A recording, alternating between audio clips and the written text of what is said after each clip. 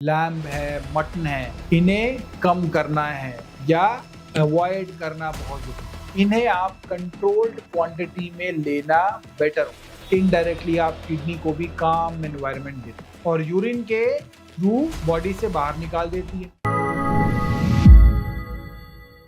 Creatinine कम करने की healthy और अच्छी आदतें। नमस्कार, मैं डॉक्टर पुनीत धवन कर्मा आयुर्वेदा से, और आज हम एक बहुत ही इंपॉर्टेंट और सेंसिटिव टॉपिक पे बात करने वाले हैं, क्रेटिनिन। अगर आप या आपके किसी अपने का क्रेटिनिन लेवल हाई आया है तो पहले ये समझना है कि ये नंबर सिर्फ एक लैब रिपोर्ट का हिस्सा नहीं है, यह एक वार्निंग साइन है। देखिए, क्रेटिनिन एक नेचुरल वेस्ट प्रोडक्ट है जो हमारे मसल्स की एक्टिविटी के दौरान बनता है। इसे हमारी किडनी ब्लड से फिल्टर करती है और यूरिन के थ्रू बॉडी से बाहर निकाल देती है। लेकिन जब किडनी वीक होने लगती है ना, जब वो प्रॉपर काम नहीं करती, प्रॉपरली फंक्शनल नहीं कर पा रही होती, तो क्रेटिनिन ब्लड में बढ़ने लगता है। लोग अक्सर घबरा जाते हैं जब रिपोर्ट में लिखा होता है क्रेटिनिन 2.4, 3.9।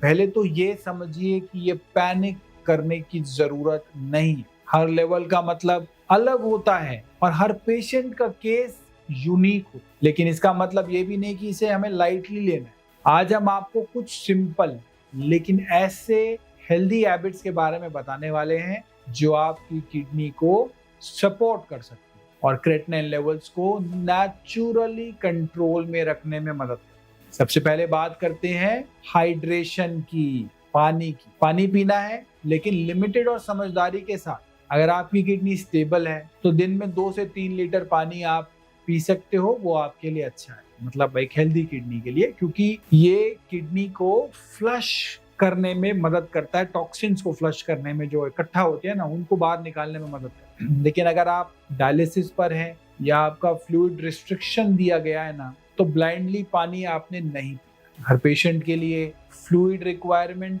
अलग होती है। आपका डाइट भी डायरेक्टली आपके क्रेटिनिन लेवल को इफेक्ट करता है। हाई प्रोटीन डाइट, उसमें भी रेड मीट जैसे लैम्ब है, मटन है, इन्हें कम करना है या अवॉइड करना बहुत जरूरी है। यह चीजें क्रेटिनिन प्रोडक्शन को और बढ़ा सकती हैं। और प्लांट बेस्ड प्रोटीन सोर्सेज जैसे मूंग दाल, चना, टोफू, इन्हें आप कंट्रोल्ड क्वांटिटी में लेना बेटर हो।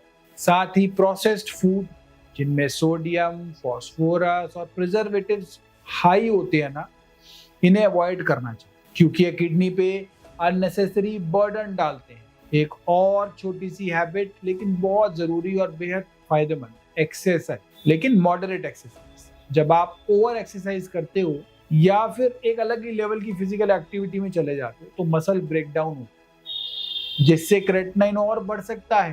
तो डेली वॉक, स्ट्रेचिंग, योगा, ये बेस्ट ऑप्शन।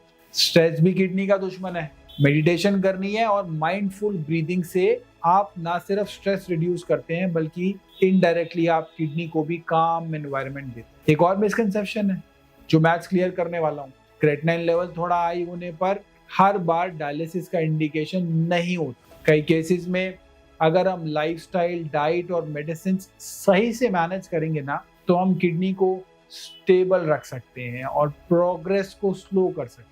अब बात करते हैं एक और इम्पॉर्टेंट एस्पेक्ट, इसे निगलेक्ट कर देते हैं ना बहुत सारे लोग, अरे छोड़ो ये तो ठीक है, हो जाएगा। ऐसी एक एस्पेक्ट है जो बहुत जरूरी है, इसे निगलेक्ट नहीं करना, वो है स्लीप, यानी कि नींद।